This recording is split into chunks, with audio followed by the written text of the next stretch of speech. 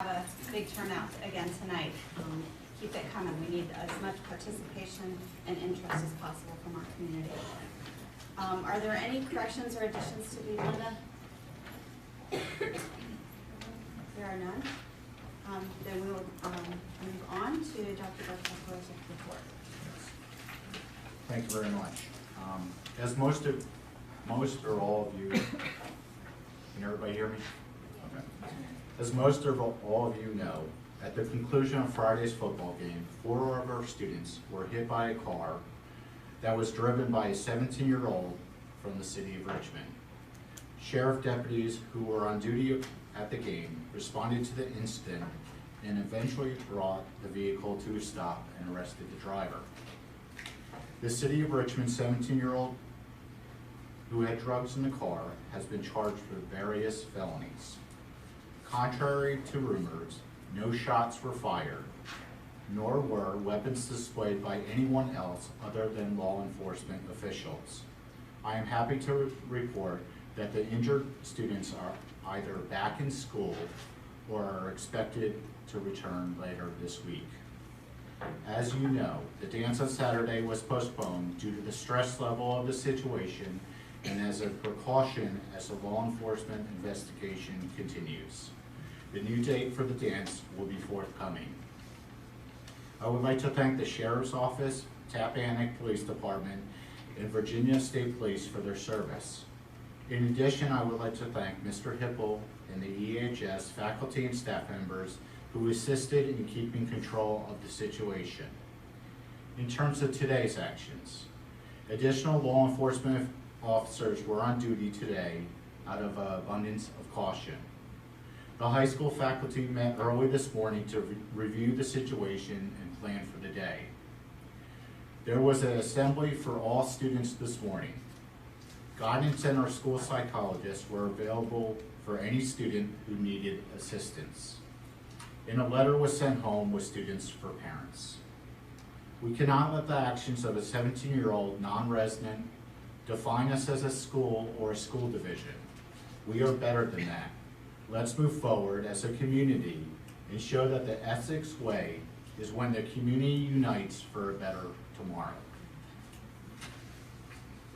In addition to that, I would like to let the Another question I would have is, whenever you work your way through a crisis situation, it's always helpful to debrief and say what, in hindsight, could we have done differently, or what about what risks were out there that we could mitigate in the future. And it sounds like you have done a follow-up plan, obviously, for getting back to school this week. But with law enforcement and the schools, will there be an assessment? And that cooperation and partnership with the Sheriff's Department is I'm confident that it is very strong and that we're free to interact with each other and tell us what our true perspective. So that's something that should be celebrated with. And the county as a whole is that all county departments in the school system kind of work together and really focused on the right thing rather than any kind of turf issues or anything like that. So that's very much positive. Sure.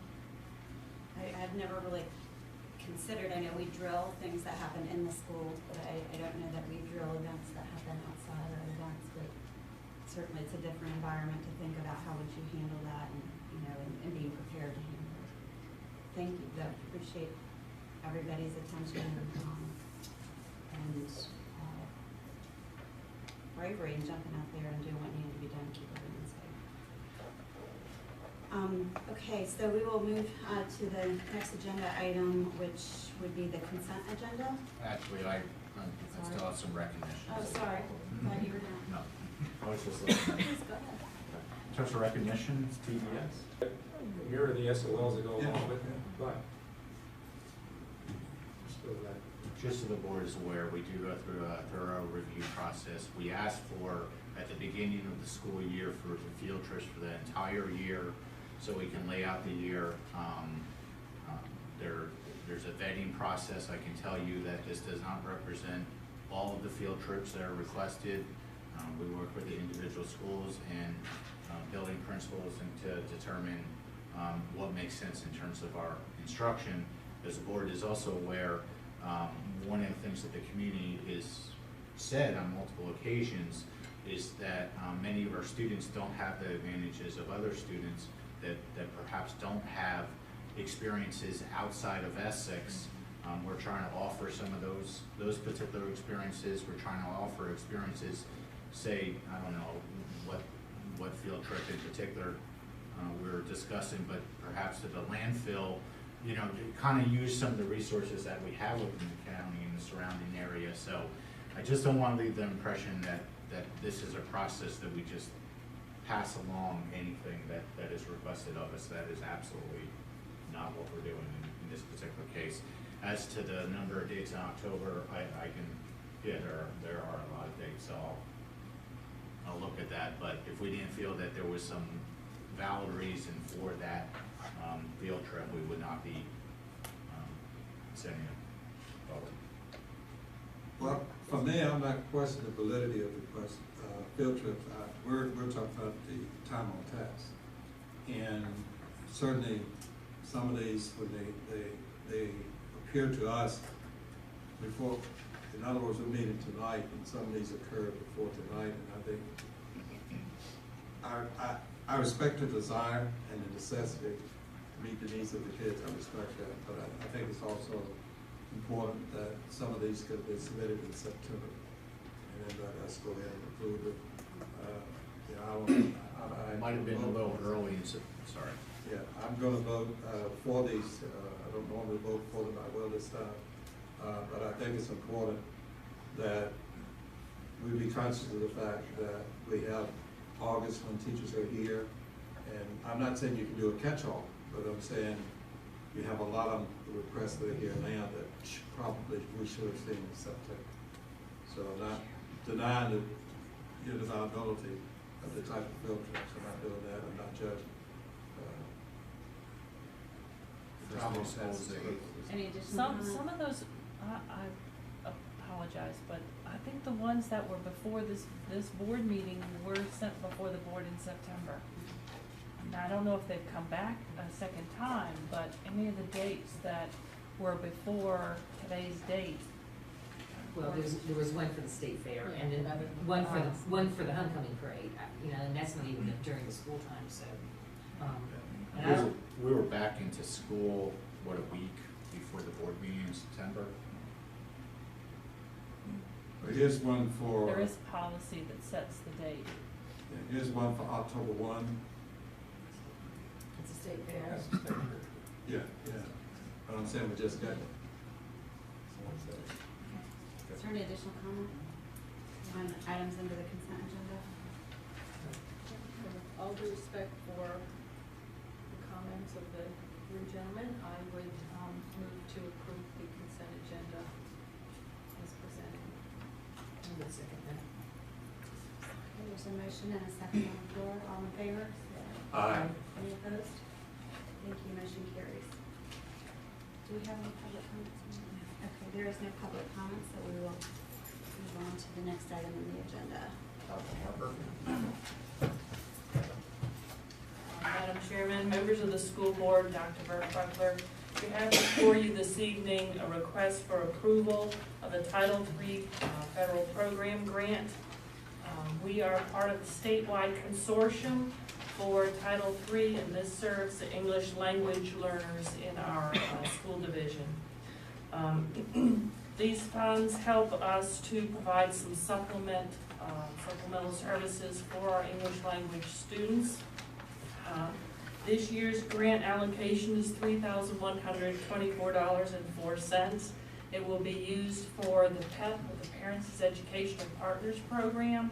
We will be offering 4 sessions of this during the school year, and that includes sessions for parents and tutoring for students during those sessions, materials and supplies to supplement the English Language Learner Program.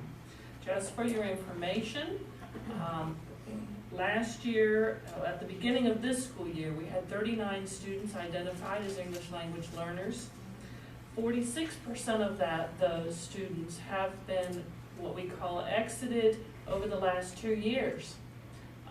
And that means that they have reached a level of proficiency where they no longer require services, but they do remain on our rolls as students who are monitored for 2 years. So I consider that a great success. 18% of those students 2 years ago, we were able to exit. At the end of this past year, we exited an additional 28%, so that says what we're doing is working. And so that's good news. Of the remaining 20 students who are eligible, 80% of those students are taking advantage of our services. So this evening, we're asking for your approval on this grant because I will be submitting it. It's due Wednesday. We only had a month with the paperwork, so I'll be happy to answer any questions that you have. Last year was the first year, am I correct, on this PEP program? Yes, it was. And what kind of attendance did we have, or participation from parents? Participation was low. We had 12 sessions. So we have decreased the number of sessions in hopes that we will get more parents and increase some of the, well, we don't have a lot of funding with only $3,000 in this grant, but increase some of the funding for supplies for that program so they can do some make and take type things or activities with parents. Congratulate you on your success that you've had with this. Thank you for clarifying, because one of my questions was how many, what the number of students being served right now, so we're at 20, which was, I don't figure how they got 4 cents in that. The state allocates the consortium a certain amount, and yes. The amount of services that we have to provide for $3,000, how they even come up with that? Yeah. It's almost an insult as to what it truly costs. That's it. And these are just supplemental services, you know, but still, yes, we try to stretch it as far as we can. Any additional comments? Do you have a motion to approve the request? So moved. Second. There's a motion and a second on the table. All in favor, say aye. Aye. Any opposed? Motion carries. Thank you. Nice job. Very good work. Next on the agenda is discipline data. Good afternoon, everyone. How are you? Good afternoon. I'm here today to give some information about discipline, but prior to that, to do an overview of the Virginia Tiered Support System that we're using, PBIS, and then to talk a little bit more about a system that we've started using. So I'm just going to do a little presentation, and once we're finished, we'll have Ms. Blandon come up and give us some information about what we're actually doing in our schools as it relates to all of this. The first thing is VTSS, of course, is a framework that we use that works with academics and behaviors to provide resources and support to our students and to our staff. It's completed by a 3-tier continuum where we have Tier 1, Tier 2, and Tier 3. Of course, Tier 1 is where most of our students are, and then we work with a small group of Tier 2, and Tier 3 is more one-on-one intervention. With that being said, in August, we did complete a professional development for all of our staff as it relates to VTSS. They had an overview. There were 3 sessions, and each school went to a different session, but everybody had an opportunity to learn more information about VTSS. They were provided with Tier 1 academic strategies. Our VTSS coaches from VCU actually came and provided the information, gave resources, gave support to the teachers so that as we started the school year, there was more focus on what can we do at that Tier 1 level so that we won't have to go too far into the Tier 2 unless we really needed to. So they gave them academic strategies, they gave them behavior strategies, websites, different resources for them to actually go on so they could get more information. So as it relates to our academic, we have our response to interventions, which is through the academic side, where there are different things that are being done at our individual schools. And what the schools have actually done is created a spreadsheet, and thank Mr. Hippel for providing information, and Ms. Genter and Ms. Gross, of the different interventions that the children are receiving. They're putting the children in the tiers, and based on the tiers that they're in, they're determining what interventions are needed to offer support, whether it's in reading, whether it's in math, or whatever it may be, so that there is a chart that actually shows where we're at and where we need to go and what we need to do to get the kids to a level where they can perform better when it comes to their testing. With our behavior, we're still using PBIS, which TES has been using for years, and EIS and EHS for the last 2 years. And this year, we're very excited about the new things that are being done, and we're looking forward to seeing some positive changes in our classroom. With TES, of course, they like their positive behaviors, and as you see, they already have a lot of fish up there for the students that are doing some great things in the school. They're focusing on respect, responsible, and cooperation. With them, they also have monthly meetings. They're reviewing their discipline data, and they're doing some check-in and check-out, and Ms. Blandon will go over a little bit more of that with you in a few moments. At EIS, it's the Essex way. They are still dealing with respect, responsible, and ready.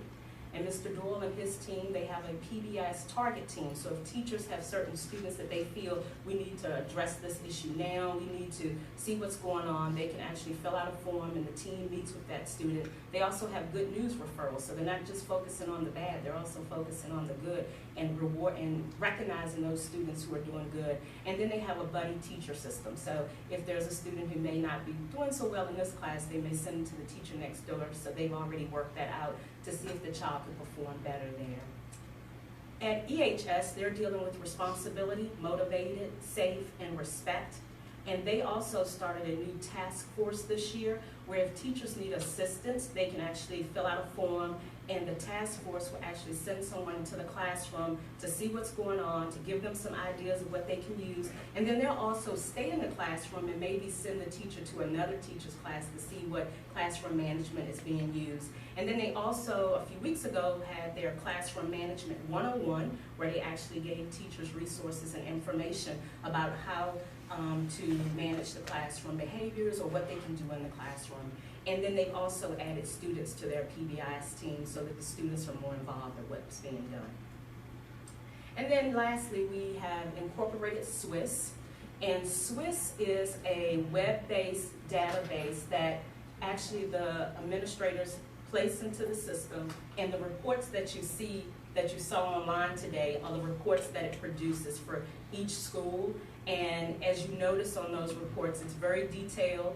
You know, you like that, it's very detailed, the percentages. And the thing about SWIS that really works for us is that we can see a dashboard and we can see the information right then. We can look and say, well, it seems like between the hours of 1 and 2, the behavior seems to be picking up. What's going on during that time? Or there seems like there's a lot of behaviors on the bus. What do we need to do differently for our buses? So this provides us with real-time data once it's put in, but we're able to look at it and see if there's specific areas we need to target and address to be able to help our students be more successful. So we can see if there are a certain amount of students who are repeating, if there's a certain class that they're acting, their disruptive behavior is in, and then we'll be better equipped to be able to address it because we actually have the data in front of us to be able to help out and see what we can do.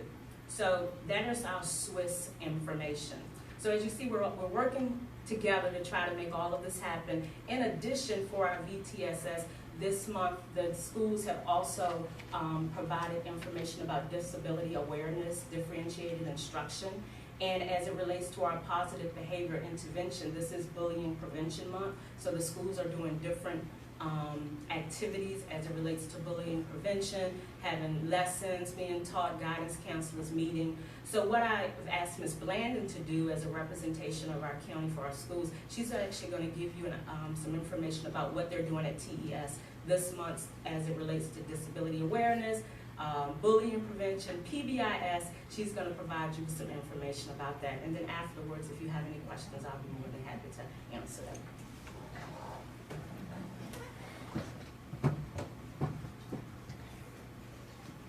Good evening. Good evening. Well, thank you. All right. So as Mrs. Rome stated, that this month is Disability Awareness and Anti-Bullying Awareness Month. At Tappahannock Elementary School, we have daily announcements that will include information on famous individuals with disabilities. October's ACT meeting, two special education teachers will do a presentation on exceptional students / exceptional education.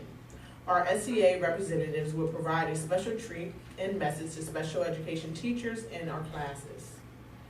A quote that I pulled for disability awareness is, "Once we accept our limits, we go beyond them," by Albert Einstein. For anti-bullying, the school council will sponsor an anti-bullying week. This will occur in conjunction with Red Ribbon Week. Events and dress-up days will occur throughout the week of October 23rd through the 31st.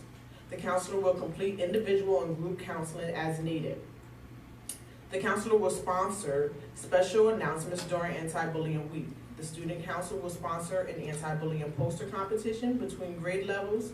Winning students will earn a prize and the posters will be posted for everyone to see.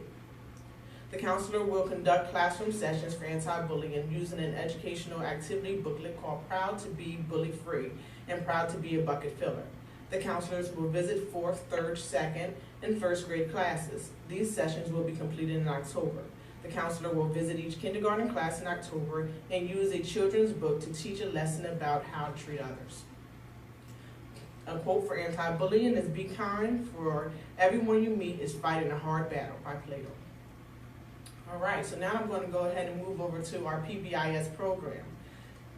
I'm not going to go through it word for word, but as Mrs. Rowan stated, that all school-wide and division-wide, we're all using the PBIS model, which stands for Positive Behavior Interventions and Supports. Okay. At Tappahannock Elementary School, PBIS is enforced school-wide by all faculty and staff members, including administration. Implementation of PBIS increases the effectiveness of instructional time and ensures a safe school environment that is conducive to learning. PBIS allows parents, guardians, and teachers to have open communication about what is expected in all areas of the school. PBIS strives on being a positive support system where the adults in the schools are recognizing good behaviors and decision making. Our school's behavior expectations center on the ideas of responsibility, respect, and cooperation.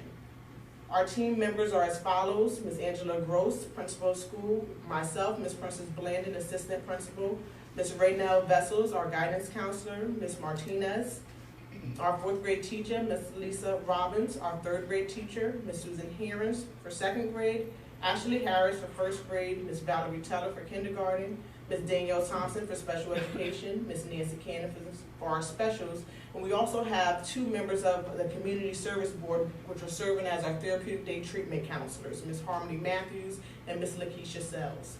As you can see, that our PBIS team is very diverse and has representation from all areas.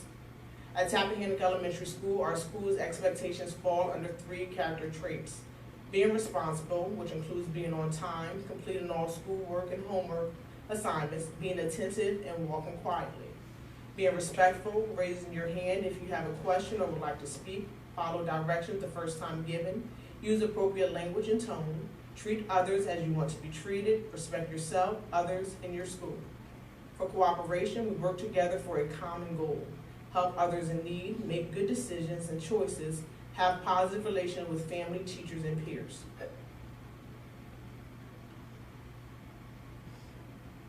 What happens when your child follows the 3 character traits? Well, again, we try to focus on the positive, so we want to reward students for doing the positive things by being respectful, responsible, and cooperative, and not always dwelling on those times when our students aren't doing those things that we are expecting them to do. Students are able to earn fish chips, so when they're caught doing the right thing and following directions, they can earn fish chips. Once they earn 3, 6, or 9 fish chips, they may go to the fish chip store and choose from a variety of cool prizes. In addition to the cool prizes, their fish chips are displayed on the bulletin board, which Mrs. Rowan had up earlier. We also have a fish chip event. Activities are done once a semester for earning the fish chip goal. Activities include bingo and water relay games. Class Rockfish can be recognized as well. A class is given this award for displaying the character traits and then, is then entered into a drawing to receive ice pops. We have our All-Star Rockfish, a monthly celebration for students who teachers feel have displayed the 3 character traits and have gone far beyond expectations. The students get to sit on stage with a parent or friend and have lunch. Okay? Before I go into this, I do want to also state that at Tappahannock Elementary School, one thing that we started to do last year was recognizing our teachers as well. So we do recognize a teacher every month. And what happens is they normally get a little gift from us. They're recognized during the faculty meet, and then we have a special parking spot for them as well, which I think that they enjoy, which they get that spot for the month. All right, ways to help your child stay on the path for positive behavior. Ask your child about his or her day at school every day. Make sure your child is ready every day. Ensure a good night's sleep.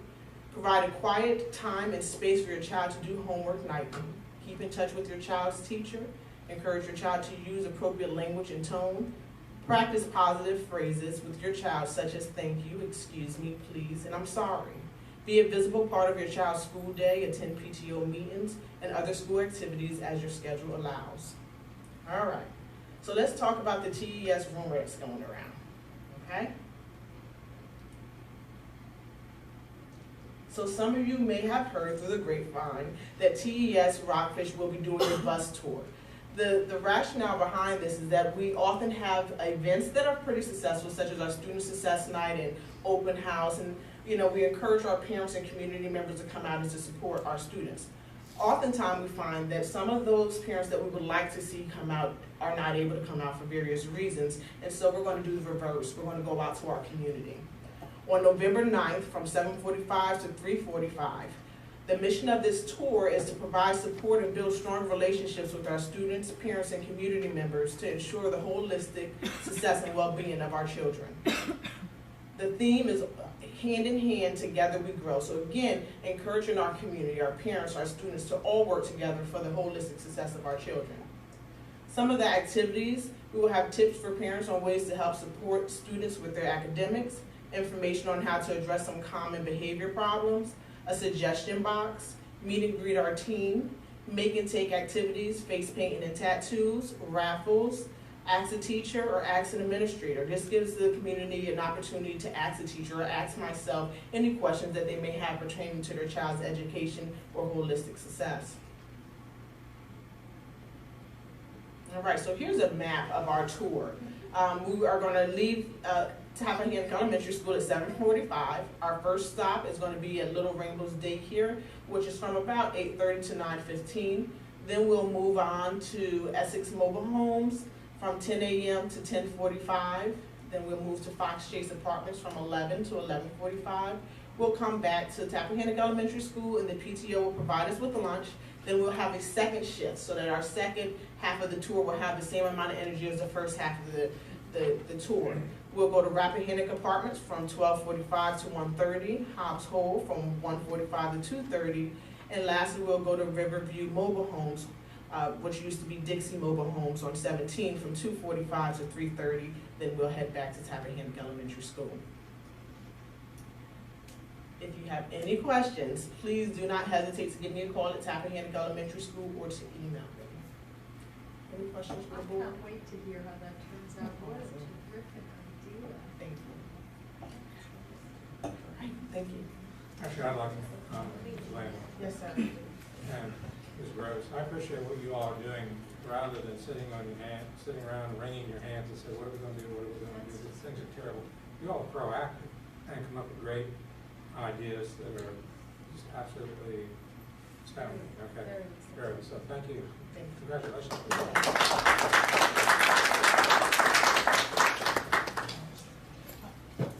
Are there any other questions? Christine, you have.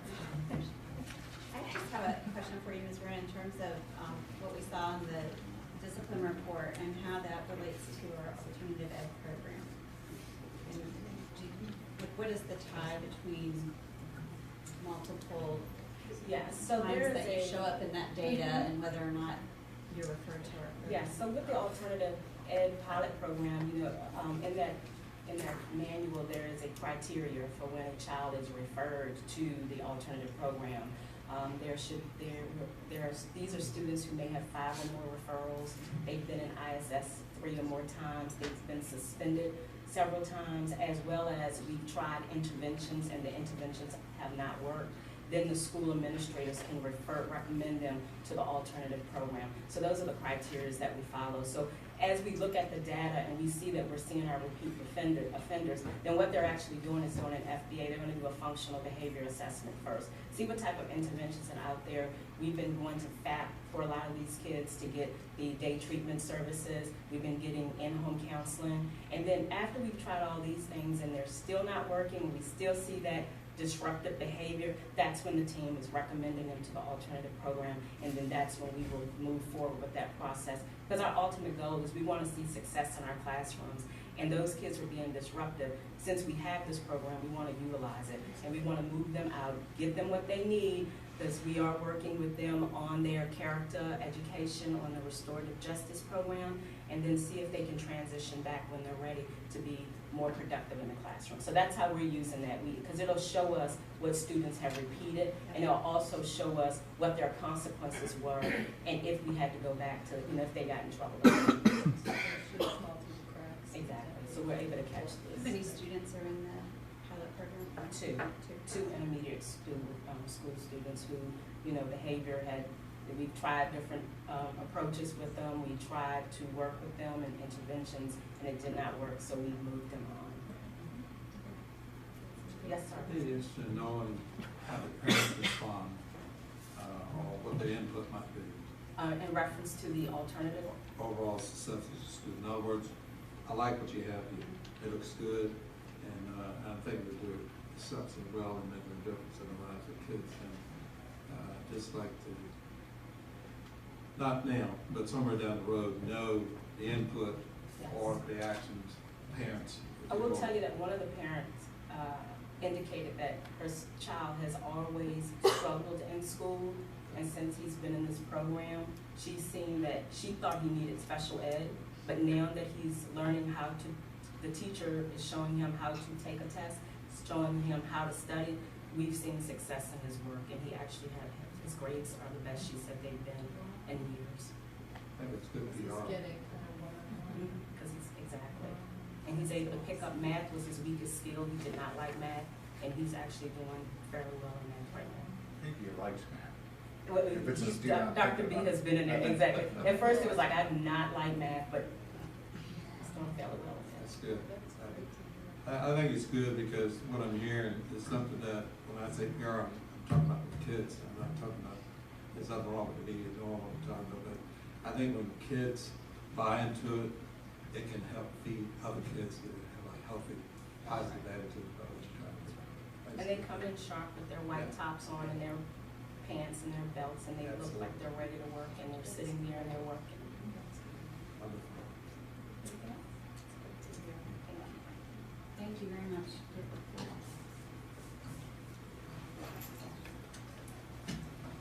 Okay, so now it's time for the school board members report. Does anyone have anything to report today? I don't have a official report, but I can say that I've been to all 3 schools. And had a chance to, my wife and I had a chance to go out and have lunch, and had a good, wonderful time. And Ms. Gross, the last school, I don't want to call her last, not least anyway, but it was a good time, and I enjoyed it. I really did. And I did see something I'd never seen before, but I liked the way it was handled with how the teachers at the elementary school manage children and get them ready to go back to class. It was awesome. I loved it. It was just a wonderful touch that and the kids looked for it. It was a structured kind of way, but it wasn't an imposing way. And I think those kids really gravitated to that. And if you'd seen the mannerism of those kids, it was awesome. And they came in there, they're from animals. They did one of these, hey. So, it's infectious. I like that. I really do. So I just applaud the schools for what they're doing and keep on doing what you do. I was just gonna make a comment that, October was anti-bullying month, and I bet if I took a poll of the people in this room, as well as the people sitting up here, that we've probably all been impacted at some point in our life by bullying. So I ran across a quote this past week when I was looking at some anti-bullying materials that just said, treat yourself like someone you love. And I think that it's really important that we empower our kids, that it's not important what other people are saying to you. And so just as parents and educators and community members who are out here serving our kids and touching their lives, to help to build them up and to help them to know that it's who they believe they are that's important. It's not what others are saying to them, because you're not always going to stop that rhetoric and that talk. And the old saying of sticks and stones may break my bones, but words will never hurt me is not true. Those words do hurt. But we can build them up and help them to believe in themselves more than they believe in those words that they hear from others. So I would just like to encourage us all to reach out and touch kids and make sure that we're showing them that there are, both through our lives and through what we're teaching them, that they can overcome whatever else is going on, and that bullying isn't something that's going to bring them down. Also want to thank administration for the report. This report, got a chance to look at it and read it. I don't have any questions right now. May have some later, but I'll do a one-on-one with you. But I do want to thank you for getting that out to us. I have just one thing to report. As many of you know, a couple of years ago, I had a change in my work, and no longer the administrator at Riverside Tappahannock Hospital, still play a role in the Riverside Health System, which takes me all over our service area. So I have been able for the past couple of years to maintain my primary residence here and live here and just kind of commute back and forth to my job responsibilities. I've been trying to make that work. But my husband and I have decided to go ahead and move to Williamsburg, Virginia, because it will make it equidistant for both of us driving to our jobs. And so we have been delaying that as long as we could, because I wanted to meet my commitment here to Essex County Schools.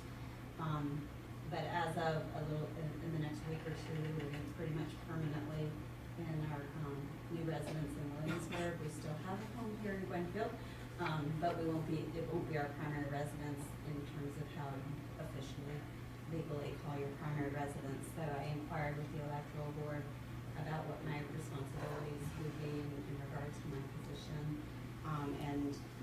Basically, once you change your residency status, you vacate your positions. So I wanted to notify the school board that I will be changing my residency status in the next week, which will make me ineligible to continue to serve on the board. As you know, my term is up in December, so it's the November and December months, and I've notified our school board attorney, who will then, I guess, counsel with you all in terms of what can or maybe needs to happen between now and when my replacement is elected in just this coming month. We have an election. So I did want to let folks know it's not because I don't want to fulfill my commitment, it's because I can't. And if I was allowed to, I would continue to serve through the end of the term. But this is my home. I've raised my children here, lived here 20 years now. And Essex County will always be my home regardless of where I'm working and where I have to put my head down at night. This will always be my home, and I care a great deal about the school system and the children who are served and the people who are serving these kids. And I appreciate the honor it has been to serve on the school board. I'm really proud of what's been accomplished in the last 4 to 5 years that I've been on the school board. We've been through a lot of change, a lot of transitions. About what you do for the board, and I commend you for your efforts. I wish you the best in your future endeavors. And I too wanted to just say that, first of all, I appreciate so much the business sense that you bring to this board, that's something that we've got some educators on here now and everything, but you've brought a really unique point of view, and there are times you ask questions that I just sit back and think, why didn't I think of that?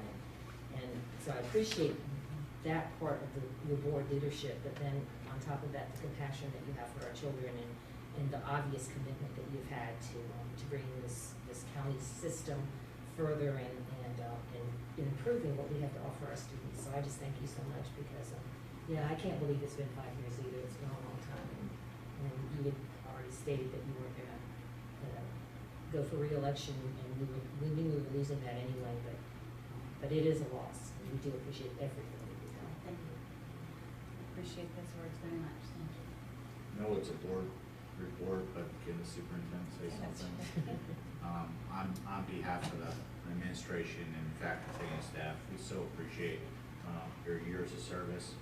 I in particular appreciate going into my third year, just the counsel you've given. I know that I've been able to make better decisions based on many of our conversations. I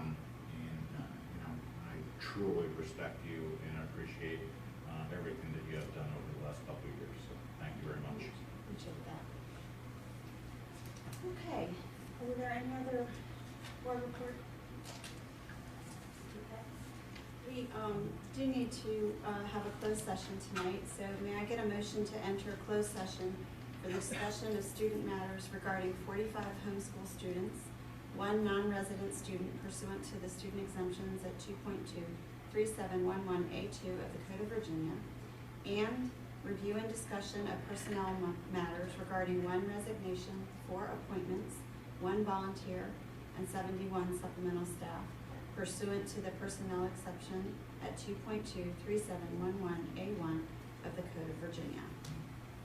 So moved. All in favor of moving to closed session? Aye.